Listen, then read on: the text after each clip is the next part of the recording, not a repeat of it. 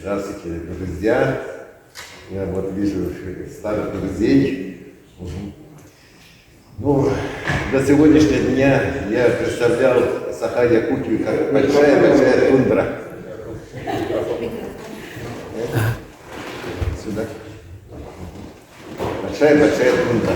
С болотами, с озерами. Я благодарен коллегам за то, что корни изменили представление.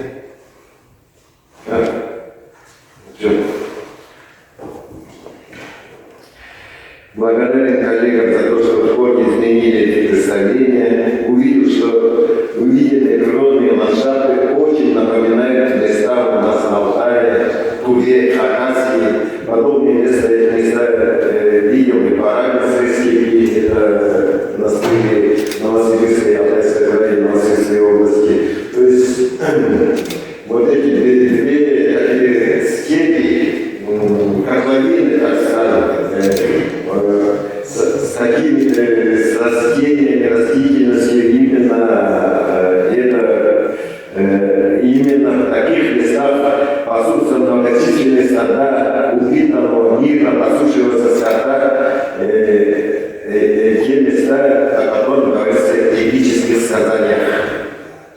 То есть первопричину понятия сакрального в территории можно найти в нашем эпосе.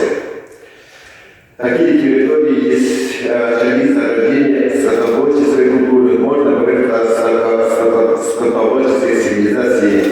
На подсознательном уровне мы ощущаем, что именно эта территория особо значит для нашего существования, благосостояния, то есть для умиротворения души.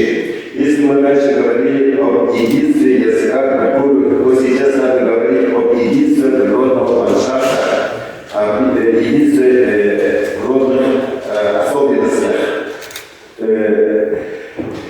То есть причиной расселения народов является не только войны, климат и тому подобное, но и сходы природные территории. То есть это прям было.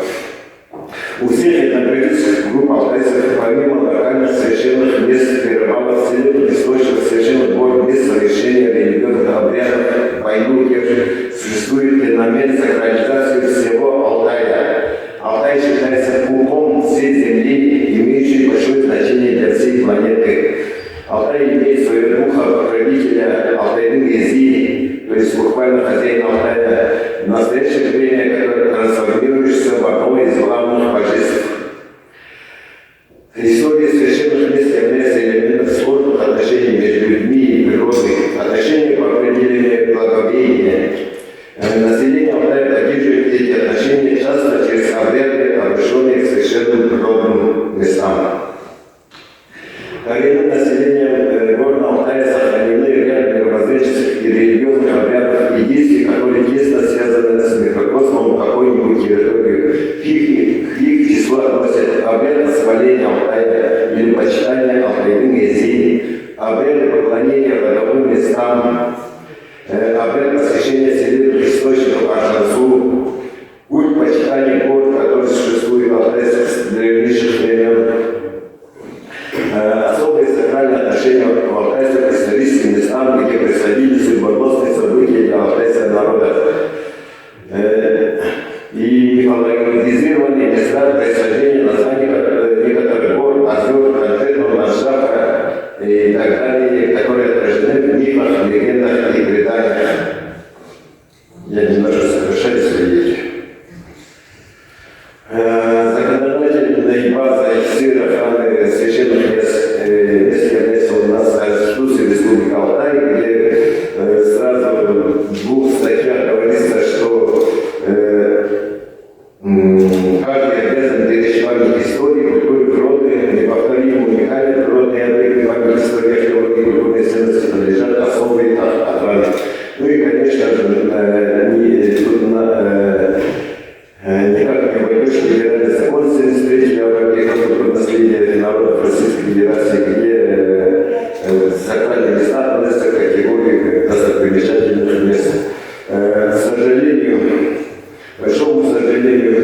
законы большей частью являются декларативными, не отражают специфику региона в части сохранения использования священных мест.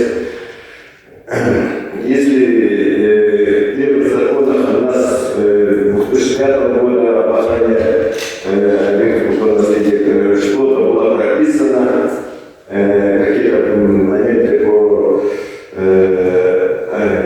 основным понятиям мы попытались все-таки внести, но последующие изменения закона все это как бы отбрасывает в сторону, и мы знаем, что в законодательстве отсутствует понятие, такие понятия, как сакральные места, священные земли и тому подобное. Нами сделана попытка принять нормативные правовые акты о защите сакральных мест, которые не увенчались успехом. Принятое постановление правительства Республики Алтай о сакральных местах Республики Алтай был отменен, опротестован Министерством юстиции.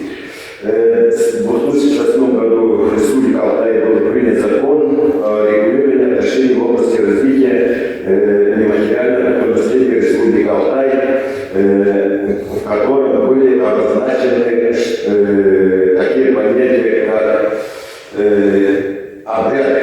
обряды связанные, и там у нас идет атрибутика этих обрядов, то есть ритуальные ленты телома,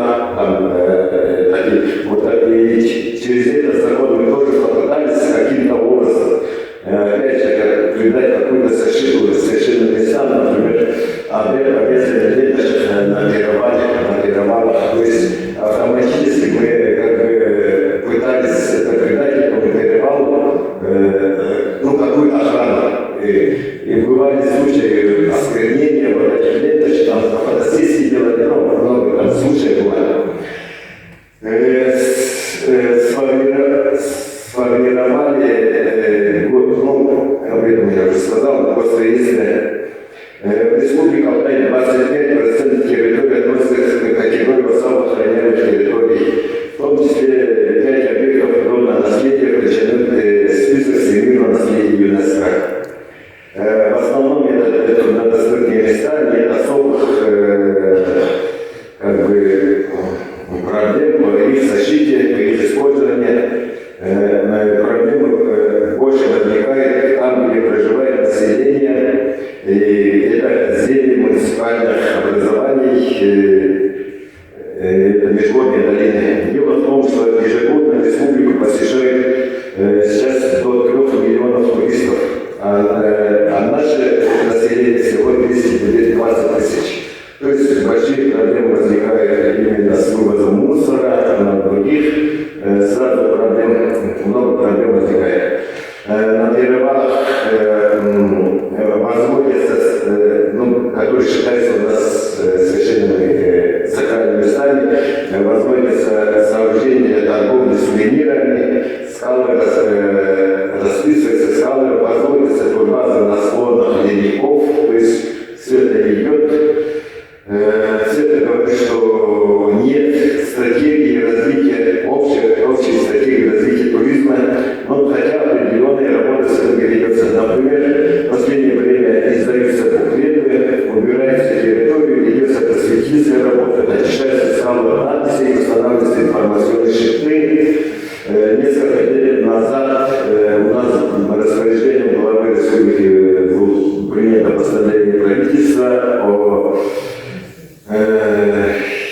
благоустройстве культовых объектов, расположенных вдоль автомобильных дорог, и там мы определили места, где расположены, где наиболее могут подвергаться воздействию, антропогенному воздействию места, и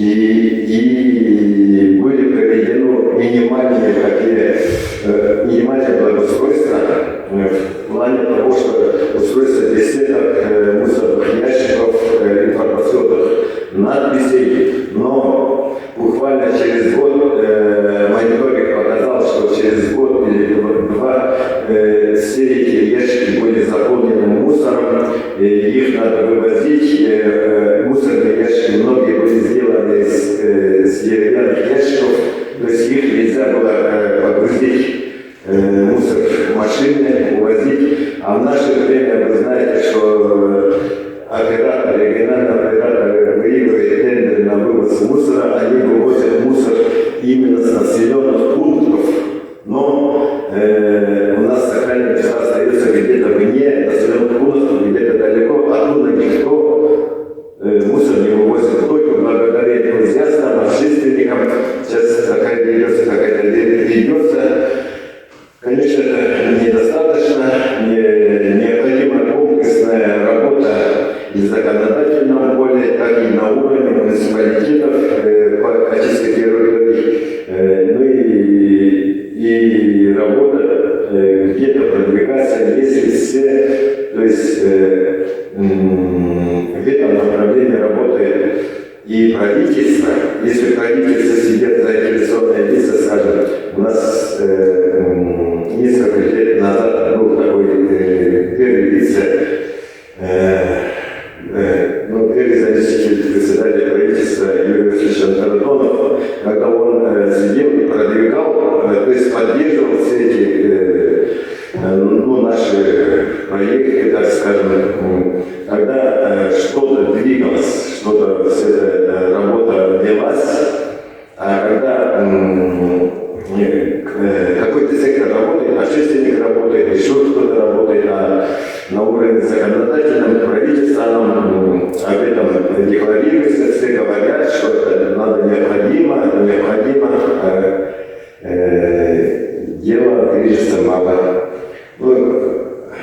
Времени мало, поэтому я здесь заканчиваю свое выступление, немножко сократил.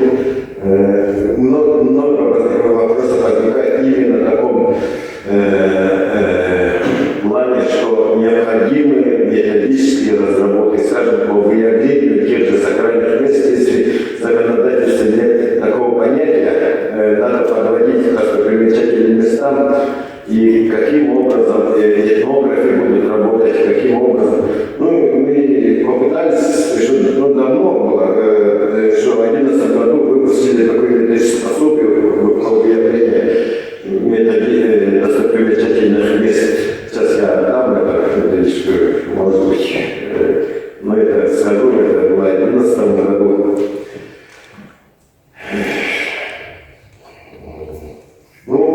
Я рад, что так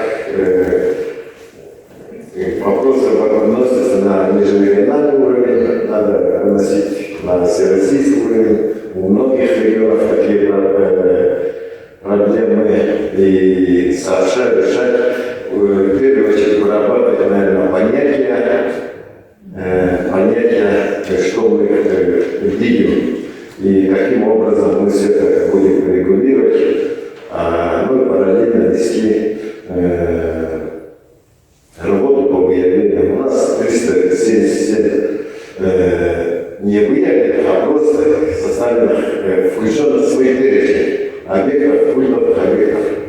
Такая работа все равно потихоньку ведется. И пожелаем удачи, что это семинарское совещание тоже дал какой-то толчок этой работе нашей. Спасибо за внимание. Спасибо. Сергей Викторович, начальник отдела государственного права. Пожалуйста. Василий Петрович, вы сказали, что был разработан закон о местах но Министерство юстиции не согласовало этот закон. А какое министерство? Федеральное или региональное? Местное. Закон приняли, уже был принят правительством. Прошел через ГПО наше правительственное, а потом после того, как был принят, через несколько месяцев наше местное отделение Минюста, как там называется, они опротестовали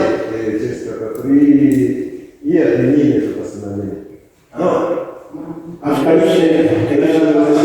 Там основная причина в том, что в федеральном законе все это расписано, вот достопримечательные места работаете по федеральному. Дублируется, да. У юристов вообще понятие другие. Ну, понятно.